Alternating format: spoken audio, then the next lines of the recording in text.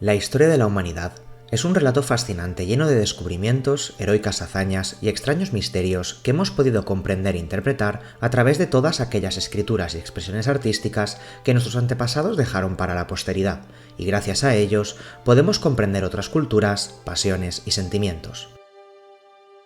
Nosotros comprendemos quiénes somos gracias al estudio de todo aquello que hemos podido aprender del pasado. No obstante, hubo una historia no escrita antes de todas las demás, y descubrirla podría ayudarnos a comprender conceptos acerca de cuál es el origen de la humanidad y cuáles son nuestros primeros pasos en este mundo, preguntas que aún a día de hoy están sujetas a diversas teorías y razonamientos de todo tipo.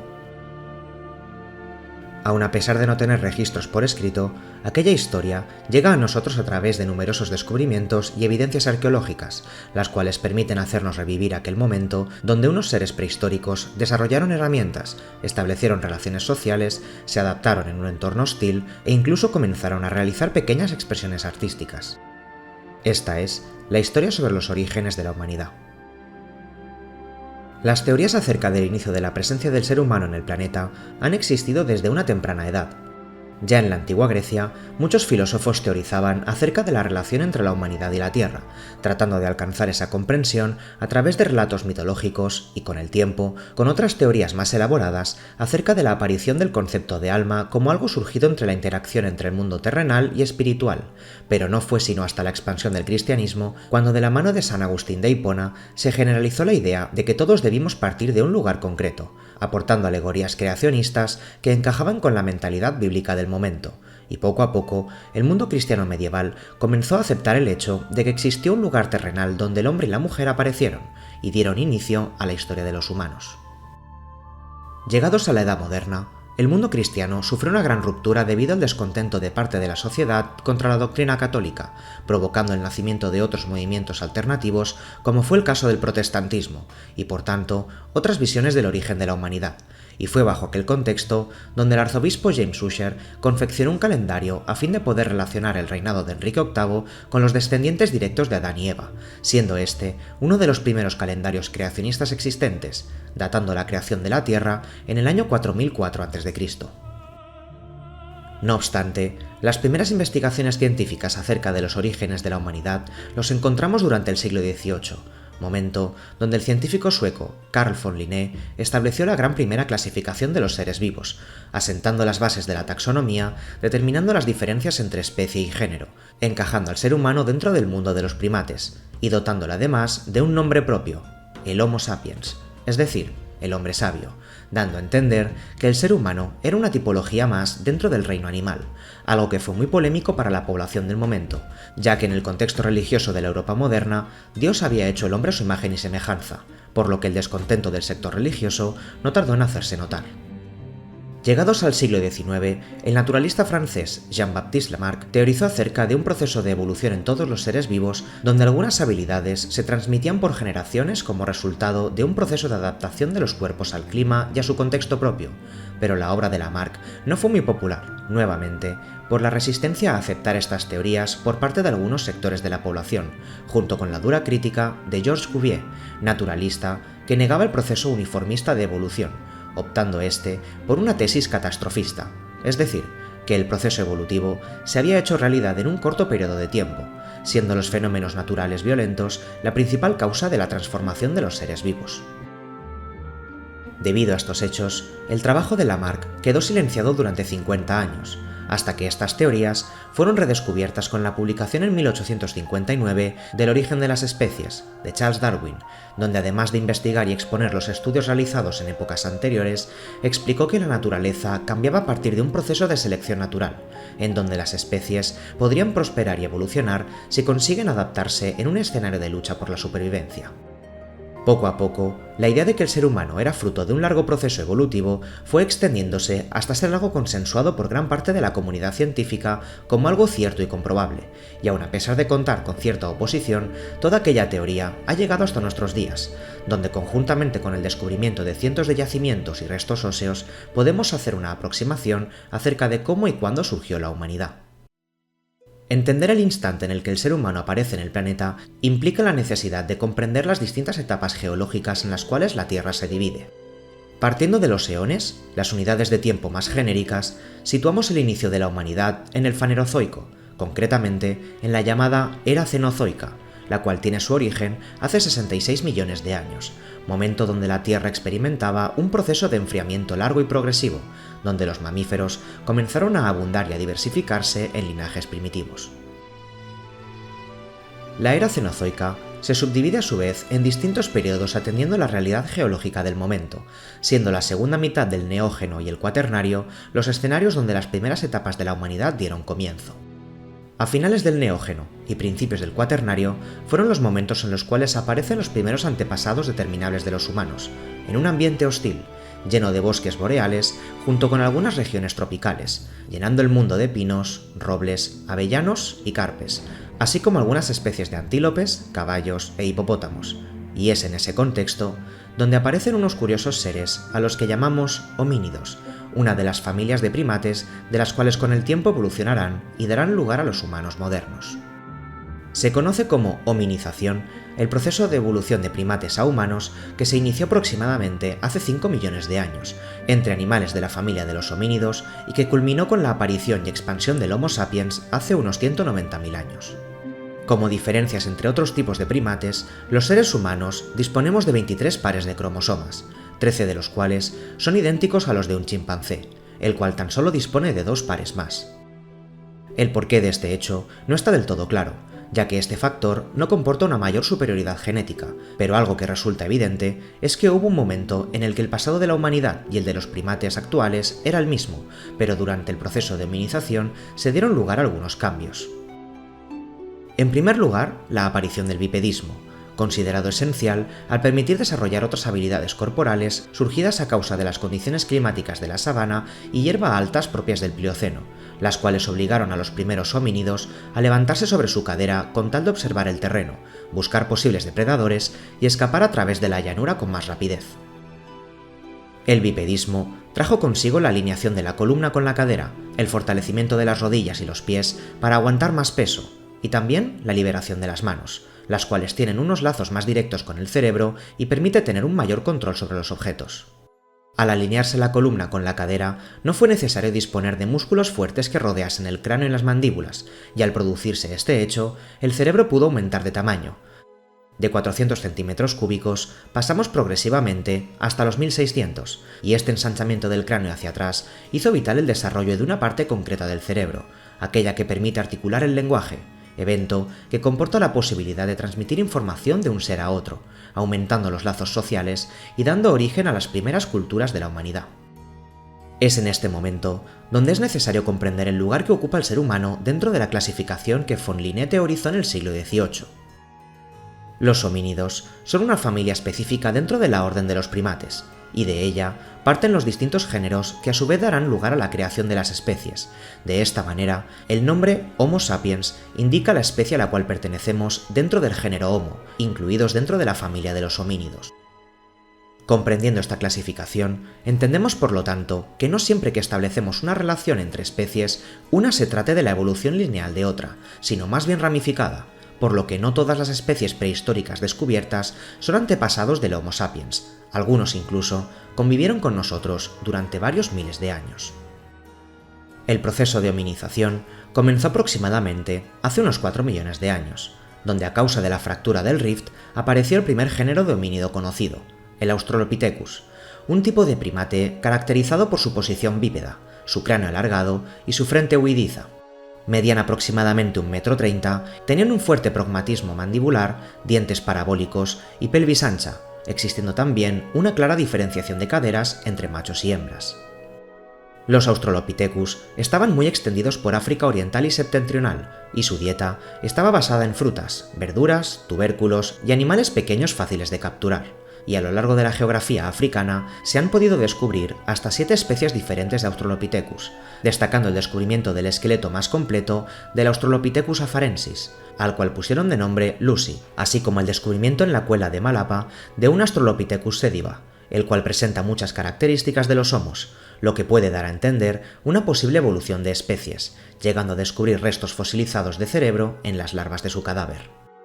A partir de estas muestras, pudimos conocer cuáles eran algunas de las características de estos seres, tales como la dieta y algunas actitudes propias de los homínidos, aunque cabe recordar que el proceso de evolución no fue lineal y que no todas las especies de Australopithecus son antepasados directos nuestros, y no fue hasta hace 2 millones de años donde podemos localizar nuevos homínidos con unas capacidades distintas a las de este género.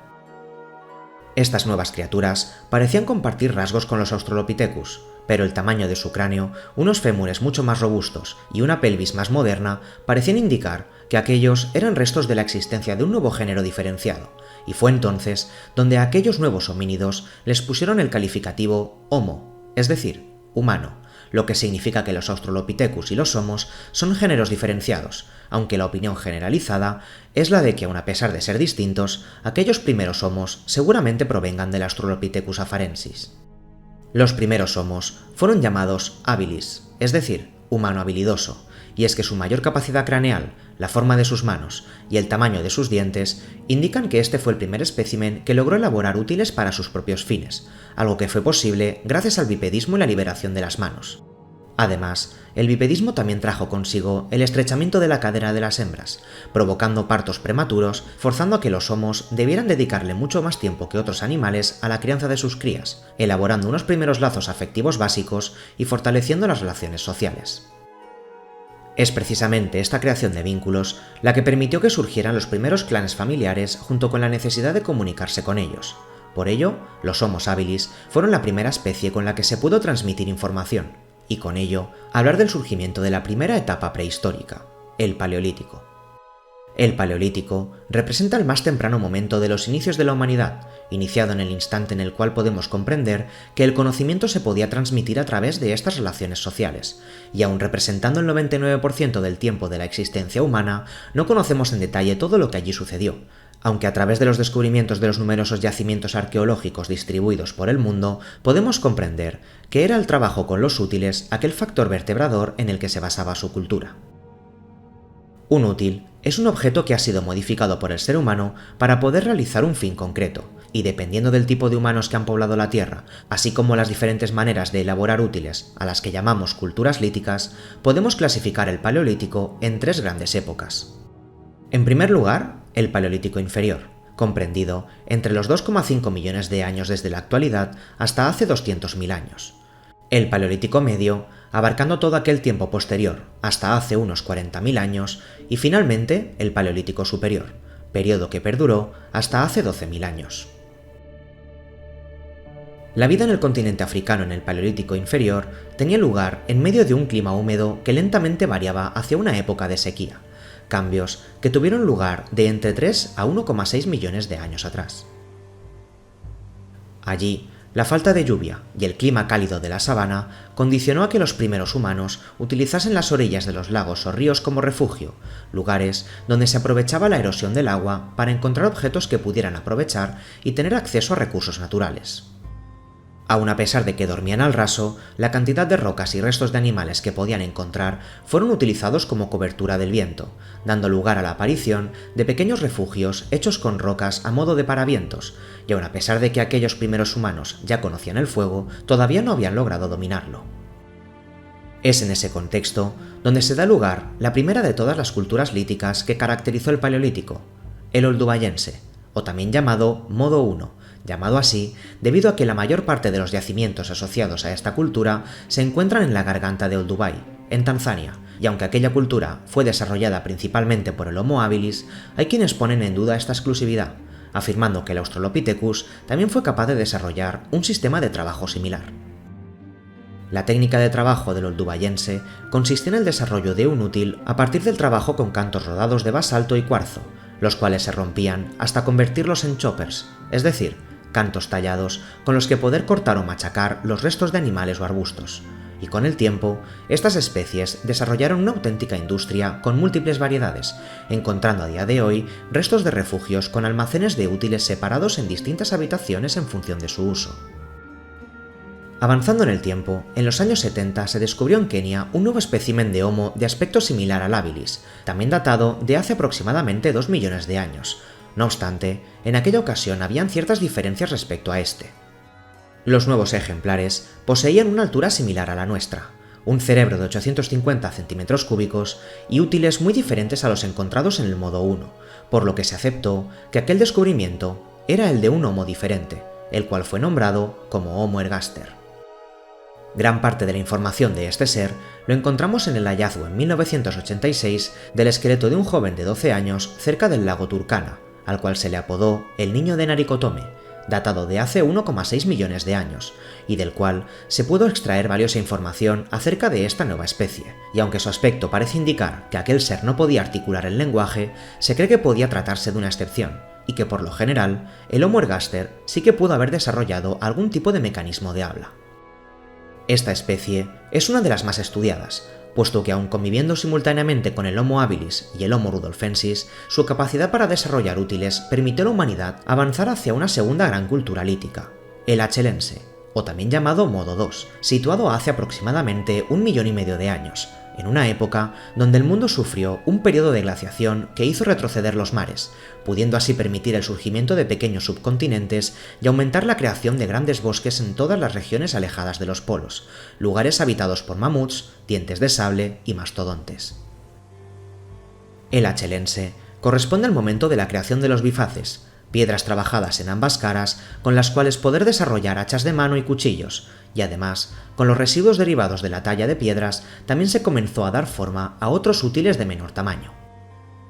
El trabajo en el desarrollo de estos instrumentos creó la necesidad de colaborar con otros seres a fin de compartir conocimientos y transmitir cultura, por lo que fue a través de la cooperación donde se comenzaron a forjar profundos lazos de amistad debido al carácter socializador que comportaba la talla de útiles, hecho que junto con el desarrollo de las capacidades de comunicación fortalecieron los núcleos familiares de los ergaster, permitiendo además elaborar abstracciones de animales, interpretar huellas y desplazarse juntos en la búsqueda de mejores materiales con los que confeccionar nuevos útiles, y es esa habilidad la que especialmente caracteriza a los Homo ergaster, ya que fueron los primeros homos que abandonaron el continente africano, migrando hacia Europa y a Asia, lugares más gélidos que su hogar inicial, pero sin parecer importarles demasiado, puesto que esta especie comenzó a dominar una primaria fuente de energía, el fuego.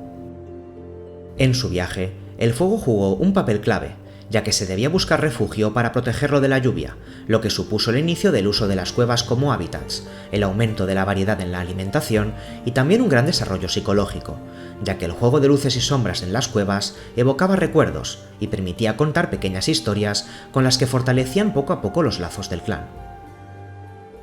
Es difícil saber hasta dónde les llevaron sus pasos, puesto que la pista de los Homo ergaster se pierde fuera de África, pero los descubrimientos de otra especie de Homo por Europa y por Asia dan a entender que estos pudieron evolucionar y ser los antecesores de unas nuevas especies.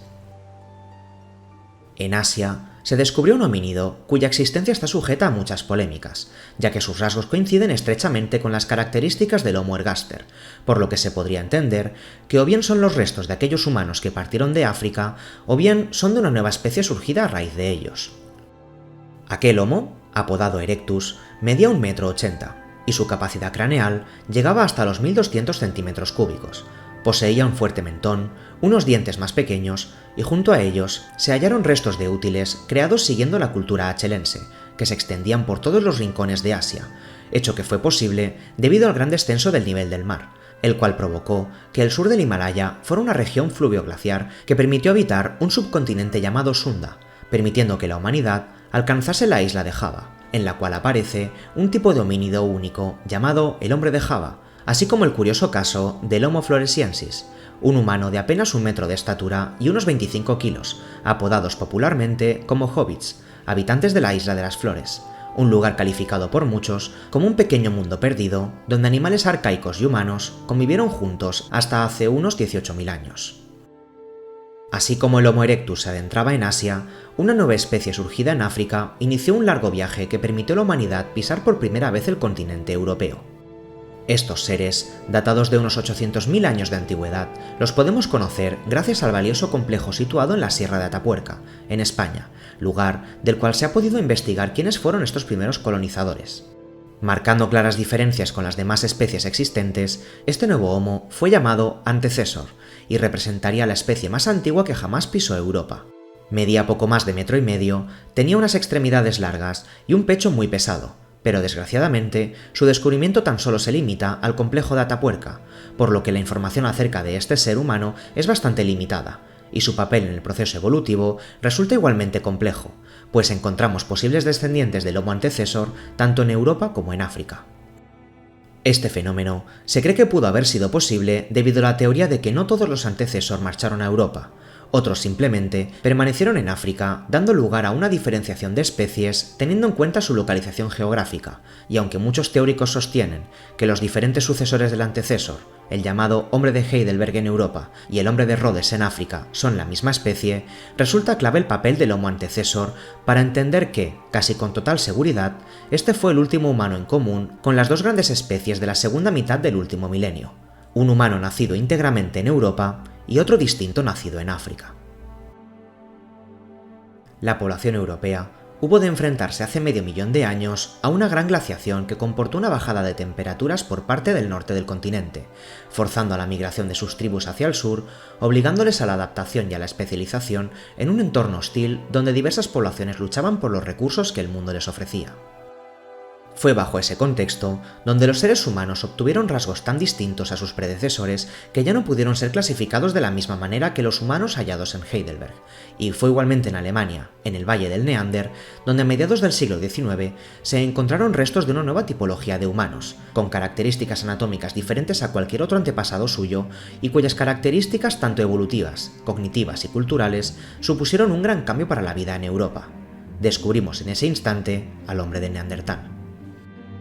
Los neandertales datan de aproximadamente 230.000 años, coincidiendo con la etapa final de la glaciación de Mindel y el fin del Paleolítico inferior, y su presencia en Europa la podemos hallar hasta hace apenas unos 40.000 años, y se calcula que su población total rondaba los 7.000 habitantes. A diferencia de sus antepasados, el neandertal fue la única especie nacida plenamente en Europa, y en un principio, incluso los propios descubridores lo confundieron con un humano moderno datado de la época de Napoleón, algo atrofiado por montar a caballo, y no fue hasta el hallazgo de nuevos y diversos restos que dieron a entender que aquel se trataba de un humano totalmente distinto. El cuerpo de aquel ser presentaba una gran resistencia al frío propio del clima europeo de aquella época. El tamaño de su pelvis era ancha, su cuerpo era grande y fuerte, su mandíbula carecía de mentón y contaban con un sentido del olfato muy desarrollado. Como elemento a señalar, destacaban por disponer de un cráneo alargado de un tamaño incluso mayor que el de los humanos modernos, hasta 1550 centímetros cúbicos, y tenían pulgares que les permitían agarrar objetos contundentes, así como sostener objetos con precisión. No obstante, aun a pesar de contar con unas características que les garantizarían un gran porvenir, carecían de una importante habilidad. El desarrollo de su laringe no permitía articular un lenguaje complejo, hecho que no significaba que no pudieran comunicarse, ya que podían emitir ruidos, gritos y gestos faciales, pero este hecho limitaba enormemente la manera de comunicarse con los demás miembros del clan. Los neandertales contaban con una mandíbula que les permitía obtener una variada alimentación, disfrutando a la vez de la carne de pequeños animales, tales como pájaros y conejos, hasta grandes bestias como mamuts, rinocerontes y caballos. Pero sin duda, fue gracias al uso y dominio del fuego donde el neandertal pudo ampliar aún más su dieta, cocinando tanto piezas de carne como elaborando mezclas con pastas vegetales y frutos, que a veces comían y otras se utilizaban para tratar heridas y enfermedades. La estructura social del hombre de Neandertal se asemeja mucho a la de los humanos actuales, en lo que se refiere a la organización del trabajo, enmarcada en una sociedad de cazadores-recolectores que viven en un entorno extremadamente hostil. Aun a pesar de tener grandes relaciones tribales, la convivencia con otros grupos no siempre era bien recibida, pues las luchas por el control de los recursos fue aumentando a medida que el dominio del fuego favorecía el crecimiento de núcleos familiares de la tribu. En lo que respecta al reparto del trabajo, los restos hallados parecen indicar un primer inicio en la división del trabajo en función del género, así como se desarrollaba progresivamente una nueva industria en torno a la nueva técnica que caracterizó el periodo neandertal, el llamado musteriense. En esta nueva industria lítica, llamada así por los restos encontrados en el yacimiento de Le Mustier, los humanos neandertales hicieron uso de la llamada técnica Levallois, un método en el que el trabajador elaboraba herramientas utilizando las lascas extraídas de una gran piedra en la cual ya había diseñado previamente el aspecto que se deseaba obtener, para finalmente retocar la pieza en función del uso al cual era destinado. Siguiendo esta técnica, los principales instrumentos creados por los neandertales fueron puntas, hendedores, raspadores, perforadores, buriles y, en definitiva, herramientas para ser utilizadas para múltiples tareas, pero como curiosidad a destacar, resaltan los materiales con los que algunos de estos objetos estaban construidos. Algunos de ellos no corresponden a los lugares donde se consta que han existido tribus de neandertales ni en los alrededores más próximos, y hemos de recordar que la vida de estos humanos se caracterizaba por la caza, recolección y la búsqueda de nuevos hábitats, por lo que es de suponer que los neandertales fueron capaces de llevar consigo piedras y objetos que les resultasen curiosos o simplemente bonitos, lo que indicaría la aparición de gustos privados o el otorgamiento de algún tipo de valor hacia algunas piezas concretas. Pero de entre todos aquellos comportamientos, hay dos que ayudan a comprender algunas de las actitudes de aquellos humanos. En primer lugar, destacan los descubrimientos de pulseras y collares neandertales hechas a base de conchas marinas, moluscos y garras de aves, lo que da a entender que en algún momento de su vida, un primitivo ser humano consideró curioso disponer de algo de un valor único para él, por lo que descubrimos un primer instante donde el ser humano comenzó a ser consciente de la identidad individual hace unos 125.000 años. En segundo lugar, los neandertales tenían por costumbre enterrar a sus muertos con flores, restos de animales y otros objetos simbólicos, lo que abriría la puerta a poder entender la posible creencia de los neandertales acerca de la posibilidad de emprender un nuevo viaje hacia algún otro lugar que se encontraría más allá de la muerte.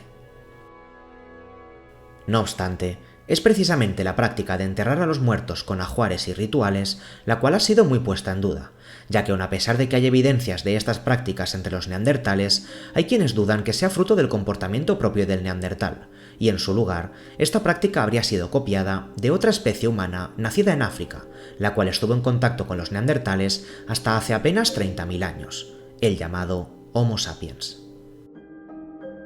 Hace aproximadamente 190.000 años, el mismo ser humano, que tiempo después fue capaz de pintar grandes lienzos, dividir el átomo e incluso alcanzar la superficie de la Luna, hacía su aparición en la región oriental de África, posiblemente como una variante de aquellos Homo antecesor que permanecieron en el continente, siendo la teoría de la gran colonización del mundo la más aceptada, ya que la idea de que el ser humano moderno naciera a partir del hombre del neandertal ha sido descartada, al no encontrar una evolución progresiva coherente de sus huesos en los nuestros, ni presentar una cantidad sustancial de ADN neandertal en nuestra composición. Partiendo de esta hipótesis, el Homo sapiens habría nacido en África, iniciando tiempo después una gran marcha por todo el mundo, colonizando cada rincón del planeta y teniendo contacto con otras especies. De África marchamos a Asia y de allí a Europa, Oceanía y América, aprovechando el descenso de las aguas y las glaciaciones que hacían posible el traslado de las tribus hasta lugares que a día de hoy se encuentran separados por grandes océanos. Todas estas migraciones sucedieron en un largo periodo de tiempo, coincidiendo a la vez con la presencia de otros seres, tales como los denisovanos en Siberia o los neandertales europeos, y es con este último grupo con quienes los sapiens convivieron durante aproximadamente 10.000 años. Es en este contexto donde 40.000 años atrás aparecen evidencias de un nuevo comportamiento humano que desembocó en una cultura y métodos de trabajo distintos, el llamado Auriñaciense, un periodo caracterizado por el desarrollo de soportes laminares, raspadores carenados y el inicio del arte rupestre. Esta nueva cultura, enmarcada en un momento de transición hacia el Paleolítico superior, presenta múltiples dudas acerca de cuál de las dos especies dio el primer paso hacia este nuevo comportamiento. Principalmente, destacan dos hipótesis acerca de cómo se produjo este cambio cultural. La primera, rupturista, considera que la cultura propia del Paleolítico superior le corresponde íntegramente al Homo sapiens, y por lo tanto, el auriñaciense es incorporado por esta especie, y la segunda, continuista, establecería que los neandertales aprendieron a desarrollar esas mismas capacidades pero de manera natural, es decir, sin ningún tipo de influencia de los sapiens. Sin embargo, la coexistencia entre neandertales y Homo sapiens no fue fácil. Aun a pesar de convivir juntos durante largo tiempo, la cantidad de recién llegados que repoblaban con rapidez el continente provocó irremediablemente una lucha territorial por los recursos, lo que nos lleva a pensar que la desaparición de los neandertales fue directamente causada por la presencia del Homo sapiens. Siguiendo esta teoría, el enfrentamiento entre ambas especies llevó a la extinción de toda una especie humana, hecho que en un principio puede resultar difícil de comprender, puesto que los neandertales tenían una complexión física superior a la de los humanos modernos, estaban más adaptados al clima europeo y tenían una masa cerebral más grande. La explicación de este hecho la podemos encontrar en una característica esencial que distingue a ambas especies y que resultó determinante en esta lucha por la supervivencia: la capacidad de hablar. Determinar el lugar de un campamento enemigo, describir el aspecto de una población hostil o planificar una buena estrategia hace que el habla nos permita obtener muchísima más información, y con ello se pudo llevar a cabo distintas acciones basadas en la coordinación y cooperación de grandes núcleos sociales, aislando progresivamente a las poblaciones neandertales, a las cuales llevaron finalmente a la extinción. Igualmente, esta visión del ser humano ha sido muy cuestionada, dado que puede resultar violento asimilar que nuestra especie fue capaz de llevar a la desaparición de otra, pero los estudios realizados acerca de la desaparición de cientos de animales y recursos prehistóricos coinciden con el inicio de la presencia del Homo sapiens. Lémures, aves, bestias, por allá donde pasaba el ser humano, cientos de especies fueron desapareciendo, hasta reducir a la mitad el número de géneros de los grandes animales terrestres. Con la hegemonía del Homo sapiens sobre la Tierra, comienza el último periodo del Paleolítico, el llamado Paleolítico Superior, abarcando un periodo de tiempo desde hace 40.000 años hasta los 10.000 años antes de la actualidad, momento en el cual destacan las distintas industrias líticas en función de los recursos disponibles y las técnicas de trabajo establecidas. De hojas alargadas pasamos a hacer herramientas en forma de hojas de laurel. Luego, reducimos su tamaño para poder elaborar materiales muy precisos, y junto con todo ello, el ser humano también desarrolló nuevas maneras de comunicación y expresión de una manera mucho más creativa, ya que es también en este periodo donde los humanos realizaron diversos tipos de expresiones artísticas, las cuales evocaban sentimientos, deseos o fortalecían los lazos sociales. Las primeras obras realizadas por humanos denotan una gran evolución en la comprensión acerca de cómo se comportaba la naturaleza y cómo debían adaptarse a ella. Explicaciones religiosas, mágicas o supersticiosas quedaban plasmadas en las diversas manifestaciones de arte prehistórico, las cuales llegan a nuestros días en forma de pinturas rupestres, estatuillas y bajorrelieves. La mayoría de aquellas obras corresponden a una temática zoomórfica, es decir, principalmente aparecen representados animales los cuales tienen una función determinada. Los humanos los imitaban, les hacían pequeñas imágenes a modo de tótem y los pintaban, ya que posiblemente existiera la creencia de que al dejar su imagen recogida en algún lugar, ese animal pasaba a ser controlado por los humanos, y mediante ritos mágicos auguraban un futuro donde la caza fuera satisfactoria. La mayor presencia de obras de arte prehistóricas las encontramos principalmente en España y Francia, las cuales suman un total de 300 lugares donde se puede apreciar este tipo de arte, destacando el importante yacimiento de Altamira, famoso por sus pinturas de bisontes, ciervos y caballos, y donde sus colores se obtenían a base de ocres, óxido de hierro y carbón vegetal, los cuales eran mezclados con aglutinantes como sangre, claras de huevo, orina o aceites, para posteriormente dibujar con las manos o con la ayuda de alguna herramienta a modo de pincel. Junto a esas obras, también cobran protagonismo las distintas representaciones artísticas de elementos femeninos, destacando las Venus y las figurillas de mujeres desnudas, las cuales eran objeto de adoración en distintos lugares de culto. Con todo ello, el ser humano se preparó para iniciar una nueva etapa donde poco a poco se fue abandonando el sistema de subsistencia a modo de cazadores para pasar a un modo de vida sedentario a base de cultivo y recolección, el llamado Neolítico, dejando atrás un camino de transformación. Un inmenso recorrido trazado durante miles de años que determinaron el comportamiento y la manera de vivir de nuestra gente en los días de hoy, y nos recuerdan cuáles fueron los primeros pasos de la humanidad.